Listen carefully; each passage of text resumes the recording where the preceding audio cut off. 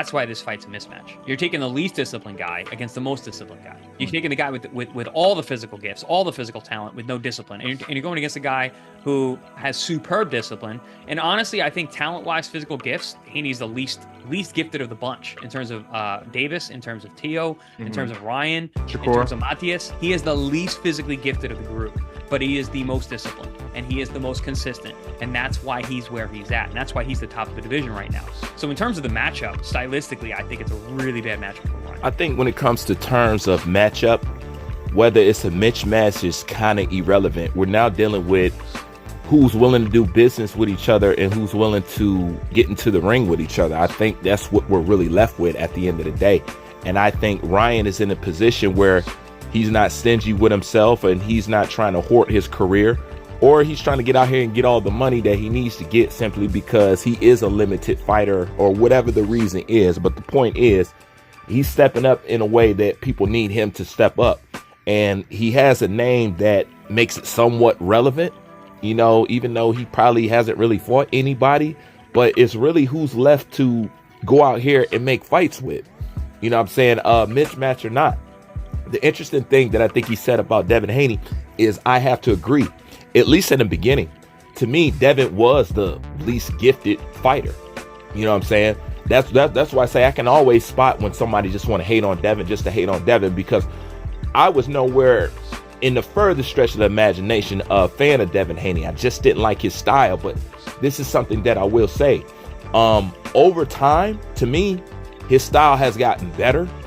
Everything has gotten better with him, you know? And his discipline, well, that's one of the biggest keys to this sport. It's one of the reasons why Floyd stayed ahead of the game so long. A lot of people want to talk about a lot of things that Floyd has done and highlight a lot of things. It's rarely ever highlighted the man's master work ethic. That's what really put him above everybody else. He simply outworked you. You know what I'm saying? Hard talent that works hard. You know, and that's why Devin Haney is in a position, because of the risks he's willing to take. You know what I'm saying? And how much he works on his craft and discipline. And not only that, he's got a father that's going hard in the paint for him. You know what I'm saying? Those are all up elements, if you ask me. But I agree. Haney wasn't the most talented, at least at the time. Now, like I said, his style has gotten a little bit better, but that just goes to show you what hard work will get you over versus somebody being naturally talented. Maybe you want to put somebody like Errol Spence or somebody like that. What if Errol Spence had the same kind of work ethic and mentality that Devin Haney did? What kind of Errol Spence would you see then? You know what I'm saying? The guy without the drinking, the guy without the partying, the guy, what kind of fighter would you see? Especially now, since they said that played a big role in how Terrence Crawford beat him, even though we all know that it doesn't matter.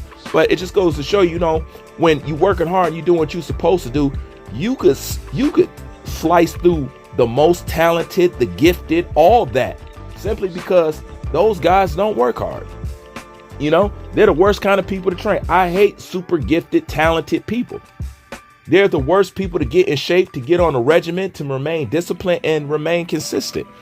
You know, so if anything, it shows that you could be a basic fighter, but if you have some good work ethics, you'll beat a lot of these guys. You know what I'm saying? But I think Devin Haney is improving on all levels. It may be a mismatch, but it's something interesting. It's something more to Devin Haney to add on his resume, and it further separates him from the young crowd, and it further proves why he's gotten where he's gotten and why he was one of the youngest undisputed champions. It all shows. And at the end of the day, you got to count that up to work ethic and character, you know? Anyways, that's my thoughts on this. Like, comment, subscribe. Bruce Vane, I'm out.